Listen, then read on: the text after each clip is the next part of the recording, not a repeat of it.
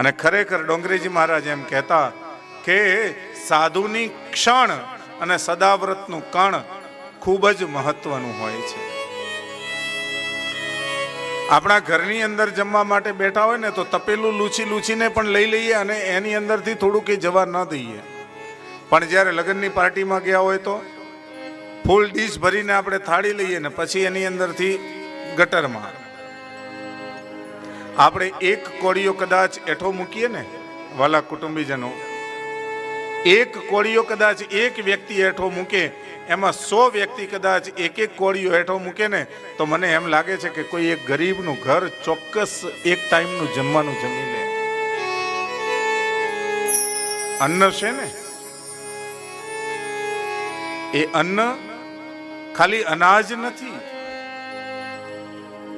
અન્ન એ પણ દેવનું સ્વરૂપ છે. અન્નમ બ્રહ્મા, ગીતાજીની અંદર એમ કહ્યું છે, અન્નમ બ્રહ્મા રસો વિષ્ણુ.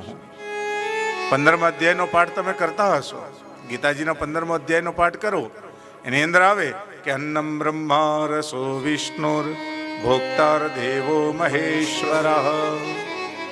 અન્ન જે છે એ બ્રહ્મ છે, અને તમે જ્યારે અન્નને ગટરમાં ફેંકો છો ત્યારે બ્રહ્મને ગટરમાં ફેંક્યાનું પાપ લાગે છે. જ્યારે કદાચ રોટલીનો એક ટુકડો વધ્યો હોય ને એને ગટરમાં જવું પડે ને ત્યારે સાહેબ એ રોટલીનો ટુકડો આપણને શ્રાપ આપે છે કે જા, તું મને ગટરમાં નાખે છે, હું તારાથી નારાજ છું. તો જ્યારે પણ જ્યાં પણ તમે જાઓ, અને ઘણા આપણા ધર્મની અંદર તો બધા નિયમો, ઘણા ભાઈઓના ઘણા બહેનોના નિયમો હોય કે ના થાળી પણ છેલ્લે ધોઈને પી જાય.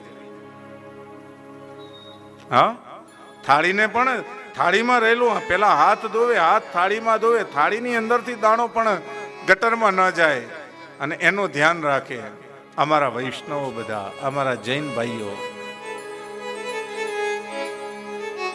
સદાવ્રતનું કણ, એક કણ પણ કિંમતી હોય છે.